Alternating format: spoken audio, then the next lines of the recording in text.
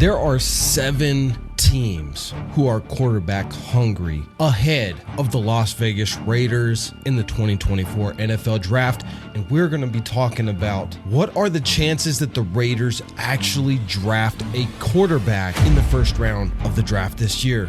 All that and more on today's episode of the Raider D Podcast. All right, everybody, welcome back to the Raider D Podcast. Today, we're going to be talking about the 7 teams, in my opinion, who are just as desperate for that franchise quarterback as the Las Vegas Raiders, and what this means for the Raiders' chances of actually landing a quarterback in the first round, and if we'll even actually try. So, obviously, there's the top 3 that we've all been talking about for months now, and that is the Chicago Bears, the Washington Commanders, and the New England Patriots. We know that all 3 of them are desperately in need of a quarterback, and it is pretty much all but a given that the Chicago Bears are going to draft Caleb Williams, and that means the Commanders are probably looking at either Jaden Daniels, J.J. McCarthy, or Drake May, maybe even Michael Penix Jr. if all of his medicals really check out with them when they do all their independent studies with his knees. After those 3, you now have to look at other teams that also need a quarterback. The Giants, which nobody has really been talking about, are most likely going to move on from Daniel Jones. He has not panned out for them, and in my opinion, he has been a bust for them. They're a wild card. They could stick with him, or they could do what I think they're going to do, and if they're sitting there at pick number 6 and there's a quarterback that they like, maybe it's Michael Penix Jr. Maybe Drake May falls and they like him. They very well could snatch him up and try to shop Daniel Jones, just like Chicago did with Justin Fields, but just a little bit in the reverse because they would get their guy in the rookie draft class and then try to shop Daniel Jones out to somebody else. But you also got to look at the Jets. If you really believe that the Jets are going to stick with a 40-year-old Aaron Rodgers coming off a massive Achilles tear, well, I don't know. Maybe you might want to check that ganja medical card that you got because you might have some ingredients in there that are making you hallucinate. But I guarantee you right now, the Jets are shopping Zach Wilson. They are done with him. They are getting rid of him in any way that they possibly can. And that means they only got Aaron Rodgers. And let's be honest, Aaron Rodgers may do some crazy stuff and just retire from football and try and go be vice president with, some third-party candidate and, legalize aliens or something. Who knows what he's going to do? So the Jets cannot count on Aaron Rodgers being their future, even for this year. Because he is such a wild card mentally, he is just so far gone out there that you're not even sure if he's committed to football anymore. So you've moved on from Zach Wilson in your heart. You're done with him. You're shopping him, trying to get whatever deal you can for him. And you don't know if your starting quarterback who's 40 years old, coming off an Achilles tear, even wants to play football anymore. I almost guarantee you, if there is a player that the Jets like at pick number 8, they are going to take him because they have to have a quarterback now. Even if Aaron Rodgers does come back and play for one more year, they got to make sure that they have somebody for the year after because there's no guarantee what you're going to get with Aaron Rodgers.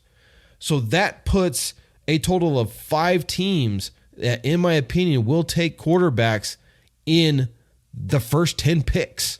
That means 5 quarterbacks are off the table. We're talking Caleb Williams. We're talking Drake May, Jaden Daniels, Michael Penix Jr., J.J. McCarthy, all off the board. That leaves you with what? Bo Nix? Well, Bo Nix, guess what? He's going to Denver. If he's available, Denver is going to pick him because they have zero plan at quarterback. They will take whatever falls in their lap out of pure necessity. And I think that Bo Nix would really fit with what Sean Payton is trying to do down there in Denver. I think he's the perfect quarterback for him. So now the Raiders are sitting there at pick 13, and there's nobody left on the board. The Raiders brought in Jordan Travis, who I've talked a lot about on this podcast. They were one of the first ones to interview him post-combine meetings. It is quite likely that as soon as he's medically cleared to do a workout, which should be sometime this month, he will be in the building with the Raiders, our physicians, our training staff, evaluating that foot and seeing what we're going to get out of him. And if this is the case, you're looking at Spencer Rattler, Jordan Travis, and a couple of other guys that will be available in the later rounds. So what does that mean for the Raiders? Well, it means one of two things. Either we're going to trade all the way up to pick number 3 to grab a Michael Penix Jr. or Drake May if he falls, or Jaden Daniels if he's available at 3 with New England. Because New England, in my opinion, is the only team that would be willing to trade out of their spot. They've already said they're willing to trade out of their spot because they have so many holes that they need to fill. So if there's not a quarterback that they're in love with at pick number 3, they could do the trade. However, let's not forget about the Vikings, because the Vikings also are desperate for a quarterback after the exodus of Kirk Cousins. That means that they are going to be in the hunt, and they've already added an additional first-round draft pick so that they have extra capital to go and make that type of a trade. So this means that the Raiders are going to be in a competition to do any type of a trade up. Guys, let's be honest.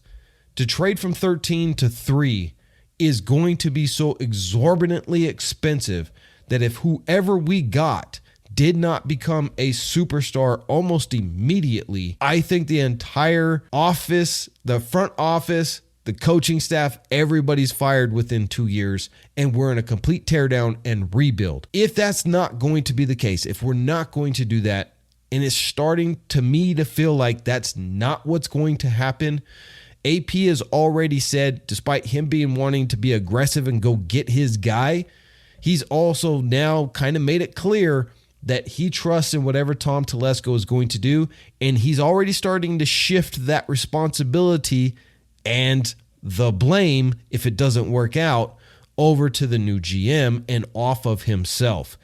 And that tells me Tom Telesco is now fully in charge of this draft. He is not going to sell the farm to go get Jaden Daniels. As much as we all want, the majority of the Raider Nation want to see JD5 and that flash and that spectacularism that he's going to bring to the NFL, it's just not going to be in the silver and black. But that's okay, because there are guys available. Spencer Rattler is a fantastic athlete, and he played in a pro-style offense. He's probably more ready to start in the NFL than Caleb Williams is. And remember, they played on the same team. He was actually the starter. Caleb was the backup. And despite him being 5-0, they ended up benching him and putting in Caleb. And then Caleb ended up ditching Oklahoma to go to USC with his coach, who did the same dang thing, right? Spencer Rattler then went to the Gamecocks, and though he didn't have a fantastic career there, he also didn't have any of a team whatsoever really around him. But his athleticism and his ability to be a playmaker is certainly not questionable, and he will be available in the second, third, or fourth round. Same thing with Jordan Travis. So the Raiders are most likely, in my opinion, going to do this. At pick number 13, we are probably going to do a trade back, and that way we have extra draft capital to work with.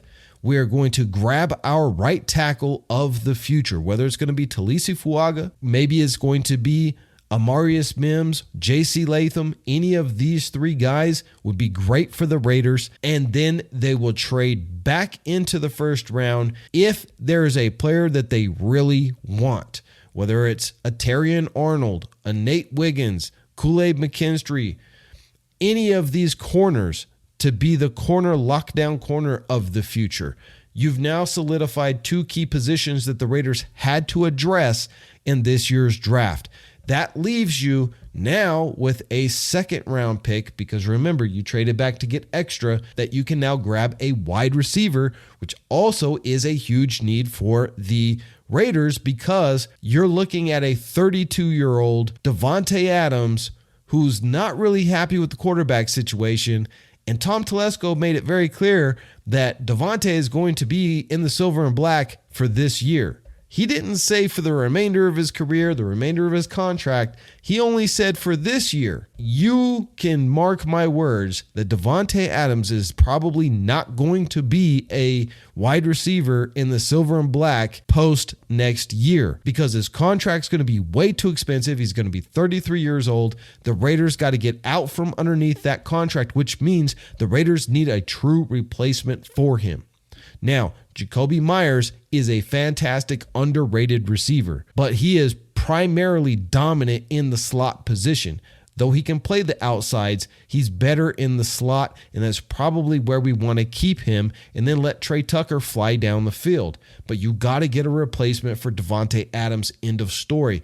And so look for the second round where the Raiders are going to grab a big 6'3", 6'4", speedy wide receiver with great hands that can eventually replace your number one guy, Davante Adams. After that, you go into the third round and you grab your quarterback to add to that quarterback room, and you let it be a competition, whether it's a Spencer Rattler, whether it's going to be a Jordan Travis or one of the other guys that will be available. That's what you need to look that the Raiders are most likely going to be doing, in my opinion. After that, the Raiders will then just continue to add depth pieces throughout the roster as they see fit. Guys, I got to tell you, I'm sorry about this, but if you think that the Raiders are going to end up with Jaden Daniels, the odds of that happening are slim to none. And if you think that the Raiders are even going to draft Michael Penix, it is looking like that is going to be a very difficult process unless the Raiders want to jump up ahead of other teams like Denver and Minnesota. It's probably not going to happen. I think that the Raiders are in an excellent position. I think Aiden O'Connell can handle the ball, and if he can't, we got Gardner Minshew who can jump in and win us some games. Let our defense just ride and do what they do. Just win, baby.